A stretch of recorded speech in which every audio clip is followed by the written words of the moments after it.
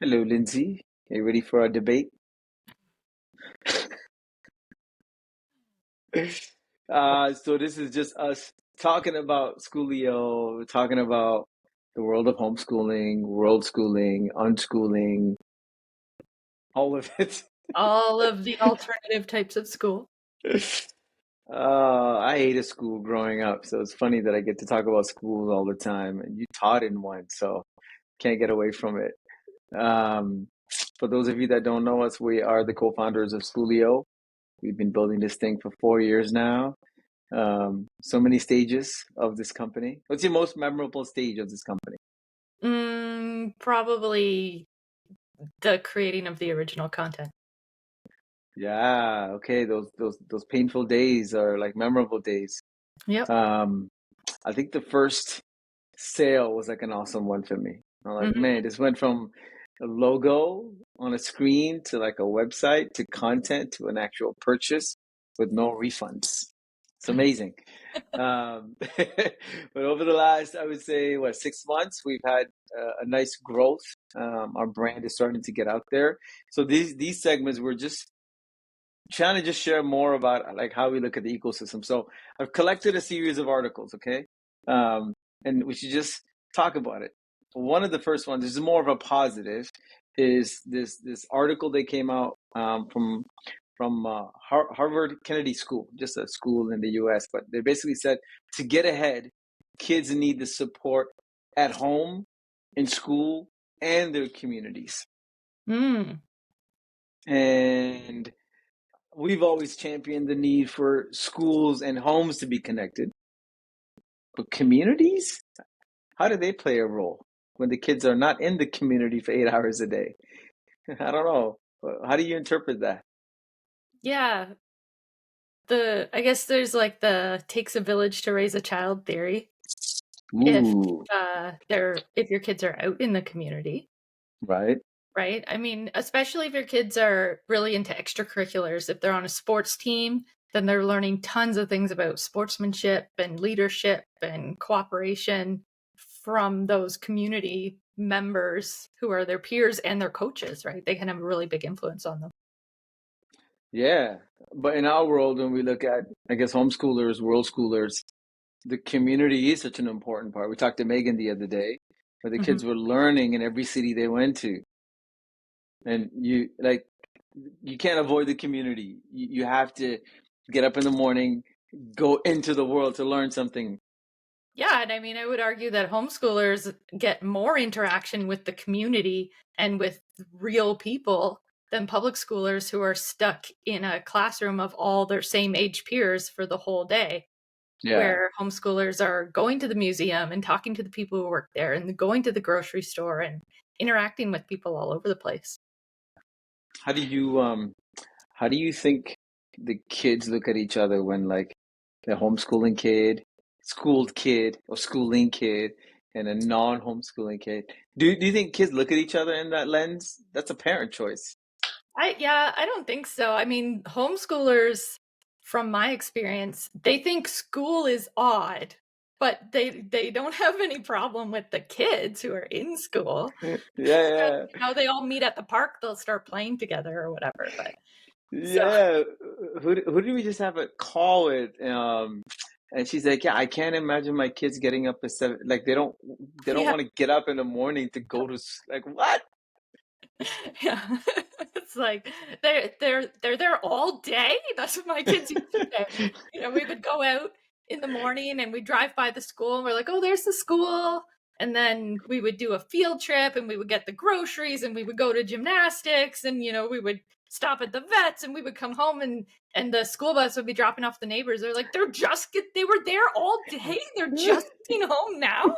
What did they do all It's funny. My school son is like that. hours, right? Yes, my son loves school. But I think um, he likes being with his homies Mhm. more than the act of learning. Because every time I ask him, he's like, I'm bored. I don't know, whatever. I can't fail. But I think he misses his crew. So going to school is like the crew comes back together for as long as they can, and then they disperse and they do it again. Um, Yeah, it's really interesting when we talk about community and sort of the impact. The other article that I saw uh, basically said in the US, they're trying to run a legislation where homeschoolers have to now um, uh, get on the list that they're homeschooling to be tracked. Okay. How do you feel about that? It's a registry. I think that a registry is fine, in my opinion. I'm not anti-government knowing that I exist. I know some people are. I wouldn't want that registry to turn into oversight where it's like we're testing your kids and we're forcing you to teach them the school content because that's not why we homeschool. But I Hmm. know that their concerns are around kids falling through the cracks, that if they've never been enrolled in school, that nobody really knows that they even exist. So I think Yeah, that's what we're trying to it, protect, right? I think my issue with that article that I saw was it stopped at we need a registry. Then what happens with the data? Like, how are Mhm. you going to intervene? Like you said, maybe not oversight, but how do you support these parents now that you know? And ultimately, like if I'm my own child's teacher, do I get paid by the government? Because I'm kind of doing your job a little bit because you're not doing a good enough job, or you cannot do the job that I'm paying tax money into. So if I'm opting into a registry, should I not get compensated for doing the job?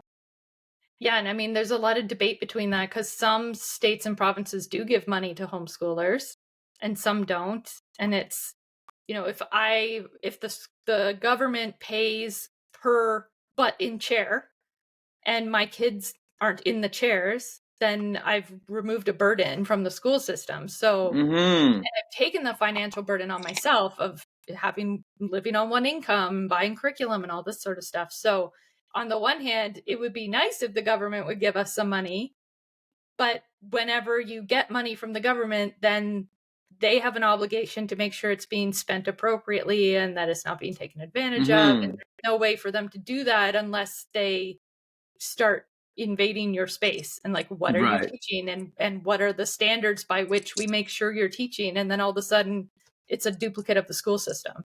Exactly. I like the Isn't way what you, homeschoolers are looking for. yeah, yeah, your choice of word on invasion is quite scary. But hey, it could happen. I think the natural segue into the other topic we were talking about around school is it's an online chatter around like every ed tech company, almost every homeschooling company that we've seen now, they all take that stance of like school is ruining our kids. Mm. School is letting our kids down. This is why you want an alternative. And we started in that, but we quickly realized at Schoolio, I think, what, 3, 4 years ago, that this is not a us versus them.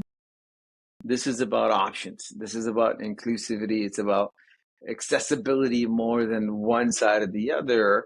Um, but I don't believe they're letting anybody down. I believe they're doing exactly what they're made to do. And it's the bad analogy I was using before we jumped on the call. Like, if you buy something at a dollar store, and the same product could be purchased at a Walmart or a high-end, shopping mall, the quality is going to be different. And if you want, let's use knives as an example. You can buy the dollar store knife, right? You know how long that's going to last you. Will it do the job? Yes. But you buy an expensive $500, Japanese steel thing, it's going to last multiple generations. But we can't expect Walmart or dollar store to give us what that is supposed to give. So I feel like we have to stop this noise of the school system is ruining our kids, is letting our kids down, to doing the best of what it was designed to do, mass production of employees. Yeah, I mean, I guess it depends. Like, I don't consider our school system a dollar store model. We spend a lot of money on education, a lot of government money, and we all pay taxes into that. So I don't know what our amount we spend on education is compared to other countries, but is it a dollar store education, or are we paying for a top of the line education and getting dollar store quality? Well, that's an interesting debate because there's no Canadian curriculum. Mhm. So really, the money is going into an ecosystem that funds teachers, principals, real estate, security, technology. Like somebody can just buy a grade one bundle from Schoolio Mhm. and have the knowledge. The delivery, I think, is where the letdown is, right? Because we've got 7,000 parents that are all delivering grade one to grade eight in their own way using our baseline. So should the school system be measured for its environment, or is it the quality of education then? Because the money is needed if to run that big engine, but Mhm. the ingredient, the core ingredient, which is the curriculum, we have something as good. So what are we measuring them against? Yeah, I mean, one of the biggest expenses in education is the teachers. So they're paying professionals. They should be able to create quality content and deliver it. But then they're also tied by the government's expectations. So it really depends on how you look at what's quality. Like, are our kids prepared for their futures? No. Whose fault is that? Is that's the government standards, or is it the teachers, or is it the structure of the whole system? And then, Mm-hmm. like, what is the purpose? Is the purpose of school to prepare them for their futures? Is that what we think? Is the purpose of school to provide daycare so that their parents can go to work? Because if that's the purpose, they're doing a stellar job. If the purpose is to prepare them for the future, they're doing a shit job. And if they're like, what you have to define what the purpose is before you can say what Yeah. you're getting something of quality. Well, were in the trenches as an educator for quite a few years. I'm sure your job wasn't just to teach anymore. Once you get that job, from what I hear from my friends, you're the teacher, you're the administrative assistant to yourself, you're the parents guidance person, you're the student guide. You're like five jobs or seven jobs, Mhm. but what you're supposed to do is be the teacher who sort of So is that the issue where teachers don't get to be teachers? They get to be everything but teachers. Yeah, I mean, I think teachers being overloaded is a huge part of the problem. They're, you think you're going to be a teacher and you're going to design content and deliver it. And then, like you said, anyone can purchase Schoolio. Like, even as a teacher, I could purchase Schoolio and then boom, I have all my content. Now I just have to deliver it. But they don't get to focus on that content or delivery being the best it could possibly be because they have so many other things to Mm-hmm. do, right? And so many kids at so many different levels and different emotional states and different home lives, and it's a lot to juggle for that one teacher. um, Yeah. so I don't think, like, they can't be the best student counselor that they could possibly be because they also have to teach and they also have to do this and this and this, and they can't be the best teacher because they also have to counsel and they also have to do administration, and so much that's on their plates to do. It's too much to ask. I always say, like, ask any parent who's had an 8-year-old's birthday party and you've had like 10 8-year-olds in a bowling alley. Do It's you want over. to teach 30 of them? And now you're trying to teach them something against their will? Like, it's not even fun. They don't even want to be there. Like, nobody Exactly. wants to do that. So you can imagine how overloaded the teachers are. Like, the supervision alone, let It's alone everything crazy. else. Yeah. And I think this is where when I look at like uh the ecosystem, the real way to measure it is in my opinion, does it allow the parents to give the kids the best life possible? And in order to do that, they need to put them in a place where they feel like they're safe and Mhm. they're able to get some knowledge transfer. Yes, school's doing that. Is there a percentage of kids that naturally thrive and learn and have that forward thinking sort of purpose in life? Yes. Do we care about the kids that are in the middle, the C plus, B minus? No. We care about the A plus students that are the potential for genius and change makers, and the ones that are labeled in the bottom 5% gets equally the same amount of attention because they need that help. But that average kid just slips through the crack, right? Yeah, and I think it's like, it's hard to say school ruins kids or school's amazing for kids because kids are not a one, like they're not a boxed item. They don't come in one size. So for some kids, they might love school and they might thrive and they might learn lots of stuff. But for other kids, it would ruin them. It would destroy them. And that's where you have a lot of homeschoolers, kids with special needs, or, kids who are just don't fit. Because if you offer Mm-hmm. one model, you're only going to fit one type of child, and all of the rest of them are at a disservice of varying degrees, from I'm bored and I would rather it be a snow day to I'm being like emotionally destroyed by this environment. And Mm-hmm. so yeah, some kids would get ruined by school and Yeah. do. So I think, yeah, I think both of you and I can agree, from coming from both bookends, as a public school parent who needed the school system to get the kids in a safe environment so I can run my company, my wife and I can build businesses, to you saying, hey, I'm going to get out of the system and support my kids and take the life choices needed to make that happen for them until they're ready to go back into an ecosystem that they choose. Really, I think what parents and teachers and school systems need to talk about is a diversity that's missing, that is not available, but is still stereotypically labeled. Mhm. And if we can all collectively agree that whether it's homeschooling, world schooling, digital nomads, public school, private school, charter school, learning pods, whatever it is, if we take off our stupid grown up labels and we look at, ooh, here's 10 ways we can move our kids around for the best option they want. Maybe they're going to do a few years of public school, but they need a year of Montessori, and then they move into some world schooling, come back to public school for high school. The fluidity, I think, is the secret sauce, in my opinion. If I can be the prime minister for a day.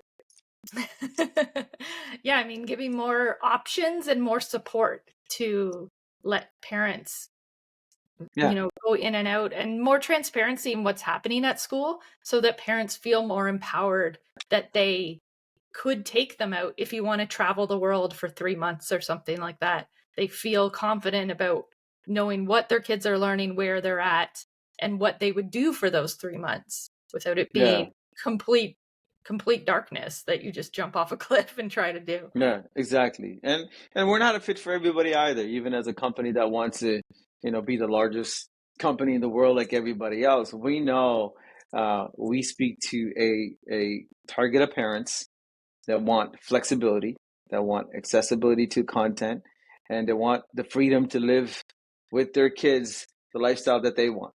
Mhm. And the kids not be penalized for it, but not having access to stuff that they need, right? And so I think time will tell, but we're certainly advocates for choice. Um, Out of our ecosystem over the last couple of months, have you seen any good questions or comments in the groups that you've been with that is kind of standing out for you as aha moment, or like, oh shit, people still need more help? A What's the lot of theme? the What's the sentiment? a lot of the same questions, mostly from people who are looking to take the plunge. There's still all the same socialization and those sorts of questions. I think since like the post-COVID homeschool atmosphere has been a lot more confident with parents, where it's not as scary to think about homeschooling, even if it's temporary or full time. I think a lot of parents who in the past were just really frustrated and didn't know how to help their kid. They could see school not working, but they don't feel like they have any other options. Now parents feel like there are options. I do know homeschoolers. I have tried homeschooling. I know that I could do that and that it's an option for us if we need it. That's good. The confidence is sort of there. To close off this session, question for you. Do you feel like digital learning is here to stay in the homeschooling community? Yes, absolutely. Because I think remote work is here to stay. And with remote work, there's more people who are able to homeschool because they're able to work at home, but they need their kids, like they can't be delivering all the content themselves because they're trying to work. So they need their kids to be in a digital learning atmosphere. So I think digital learning will just go hand in hand with remote work. And on that, I'm going to do a sales plug. Our family pass is only $99 for up to 3 kids. You have nothing to risk, man. It's like Netflix. You might not watch every movie that's available, but you always know you press that little button and the movies are right there. So you might not need education every single day, but when you need it, Hmm. Schoolio's right there, and it's less than $3 a day per kid. So that's our sales pitch. At the end of all this, we'll come back for another Lindsay meets Sats B debate. Is it a debate? I don't think it was a debate. We wanted a bit more of a fiery debate, but it didn't happen. Yeah, we're too much on the same side most of the God time. damn it. Fine. Next time I'm going to be like, I think homeschooling should never exist. No, I'm just kidding. Okay, we'll see you guys next time.